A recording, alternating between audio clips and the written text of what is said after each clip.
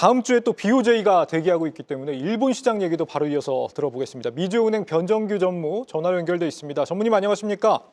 네, 안녕하세요. 네, 다음 주 수요일이 BOJ인 것 같습니다. 금리 인상 또 나올 수 있을까요?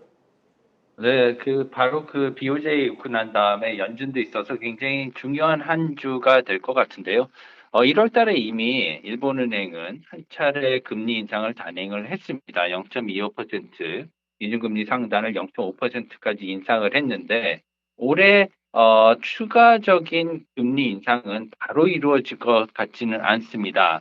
그래서 일본은행은 이번 달 금융정책 회화합에서 일단 동결할 것으로 보이고요. 그 이유는 크게 두 가지로 보고 있습니다. 첫 번째는 임금 상승률이 올라가고 있고요. 그다음에 물가도 지금 올라가고 있고, 그다음에 10년물 JGB 일본 국채가 한때 3월 달 기준 1.57%까지 수익률이 올라가면서 일본은행이 금리 인상을 빨리 단행해야 되는 거 아니냐 이런 생각이 있긴 있었는데, 사실상 실질 임금 상승률이 아주 조금 낮은 상태고요. 두 번째는 엔화 가치가 올라가고 있습니다. 이제 150엔 위에서 이렇게 달러엔이 결정이 됐었는데, 이게 이제 148엔, 147엔까지 한테 내려갔었고, 그렇게 이렇게 내려가게 되면 엔화 가치가 올라서 일본으로의 수입품 가격이 좀 떨어지게 됩니다. 떨어지게 되면 일본 물가 상승률이 앞으로는 좀 자연적으로 내려갈 수도 있는 거 아니냐, 이런 이유 때문에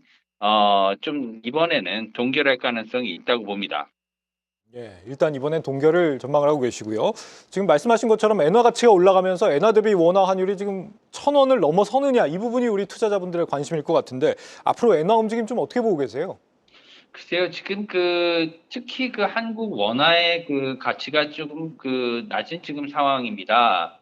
이제 보시면은 달러 인덱스하고 비교를 해봐야 될 것 같은데요. 달러 인덱스가 한때 올 초까지만 해도 109, 뭐 108 이렇게 달러 강세를 계속 지속했었는데, 현재 이제 한 103선으로 내려온 상태예요. 그래서 글로벌 상황으로 본다면 달러 강세가 계속 유지되고 있다, 이렇게 말하기는 조금 어렵습니다. 그리고 또한 일본 엔화 같은 경우에도 지금 이제 150선을 뚫고 내려와서 달러엔 환율이 147, 148 정도로 올라오긴 했지만 아직도 148대에서 지금 거래가 되고 있어요. 148엔대에서. 이 정도면은 이제 엔화 강세가 좀 많이 진행이 된 상태인데, 이제 원화 같은 경우에는 그 이후도 한 달 동안 계속해서 지금 140, 1,400원대 중반에서 거래가 되고 있단 말이죠. 그렇기 때문에 지금 현재로서는 원화 가치가 엔화 대비해서도 많이 어떻게 보면은 하락한 그런 상태로서 980원 정도의 지금 엔원 환율이 결정이 되고 있는데,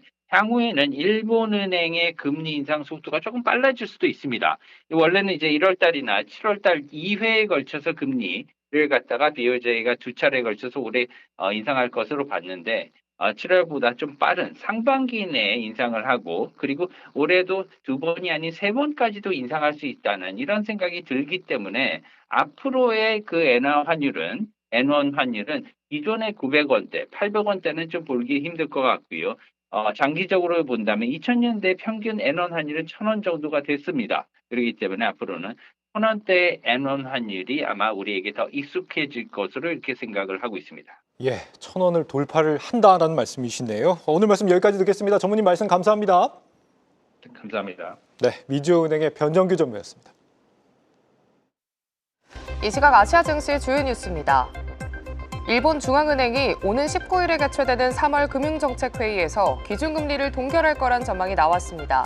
전문가들은 3분기 인상 가능성을 높게 보는 가운데 트럼프 대통령의 관세 정책이 일본 경제에 미칠 부정적 영향에 대한 우려가 커지고 있습니다. 일본 소프트뱅크가 샤프의 옛 LCD 공장을 AI 데이터 센터로 전환하기로 했습니다. 오픈 AI와 협력해 2026년 가동을 목표로 하며 약 1조 원 규모의 인수 계약을 체결할 예정입니다. AI 기술 경쟁 속 소프트뱅크 행보에 관심이 쏠리고 있습니다. 사우디 국영석유회사 아람코의 4월 대중국 석유 수출량이 지난해 상반기 이후 최저치를 기록할 걸로 전망되고 있습니다. 특히 이번 수출량 감소는 세계 최대 석유 수입국인 중국의 에너지 수요 변화와 맞물려 국제 유가 시장에 미칠 영향에 대한 우려를 낳고 있습니다. 베트남 정부가 미국산 LNG, 농산물, 첨단 제품에 대한 관세 재검토에 나섰습니다.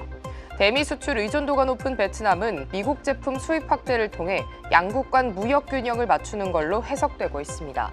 지금까지 아시아 주요 뉴스였습니다.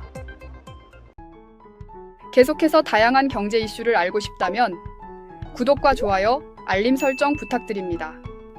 AI 캐스터 권미정이었습니다.